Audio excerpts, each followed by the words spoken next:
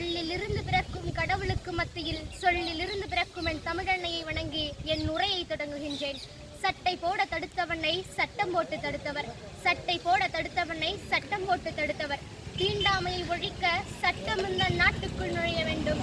தீண்டாமையை ஒழிக்க சட்டம் இந்த நாட்டுக்குள் நுழைய வேண்டும். அச்சட்டம் இந்த நாட்டுக்குள் நுழைய வேண்டும் என்றால் முதலில் நான் இந்த கோர்ட்டுக்குள் நுழைய வேண்டும்.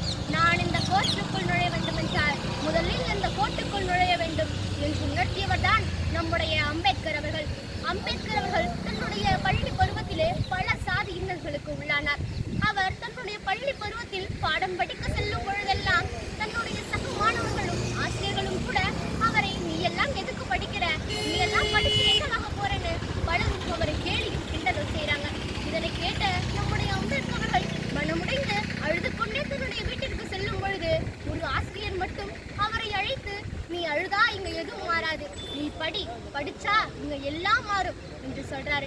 அன்னையில இருந்து படிக்க ஆரம்பிச்ச நம்மளுடைய அம்பேத்கர் அவர்கள் இன்று லண்டன் யூனிவர்சிட்டியில தன்னுடைய PhD பட்டத்தையும் முடிக்கிறாரு. அதே லண்டன்ல சில ஆண்டுகள் கழித்து வட்டமேசை மாநாடு நடக்குது. அந்த வட்டமேசை மாநாட்டுல ஒடுக்கப்பட்ட மக்களுக்காக ஒரு குரல் ஒலிக்குது. இந்த சமுதாயம் எனக்கு சட்டம் போட்டாங்க, ஆனா இன்றைக்கு இந்திய சமூகமே என்னுடைய சட்டம் தான் பேசும் என்று சொன்னவர் தான் நம்மளுடைய அம்பேத்கர் அவர்கள்.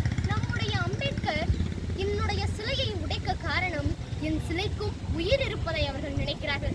என் சிலையின் பீடத்தை கூட தவிர்க்க காரணம் என் சிலையின் பீடத்திற்கு உயிர்களை உயிர்ப்பிக்கும் சக்தி இருப்பதை அவர்கள் நினைக்கிறார்கள்.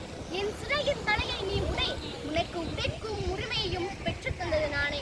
என் சிலையை உடைத்த பின் நீ உள்ளே சென்றால் வெளியே பெற உதவும் சட்டமும் என்னாலே இயற்றப்பட்டது. நீ மண் என்றது மனு தர்மம், நீ மனிதன் என சட்டம் செய்தவன் நான். நீ காலில் பிறந்தவன் என்றது மனு தர்மம், நீ சாதிக்க பிறந்தவன் என்றவன் நான்.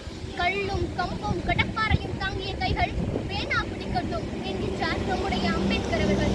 அம்பேத்கர் சொல்கின்றார், தன்னை உயர்ந்த சாதியாகவும் மற்றொருவரை தாழ்ந்த சாதியாகவும் கருதுபவன் மனநோயாளி. தன்னை உயர்ந்த சாதியாகவும் மற்றொருவரை தாழ்ந்த சாதியாகவும் கருதுபவன் மனநோயாளி. தன்னுடைய உழைப்பை சாதி மதம் மற்றும் பிறருக்காக கொடுப்பவனே உழைப்பாளி. அவரே அம்பேத்கர் என்னும் பெரும் போராளி. அவரே அம்பேத்கர்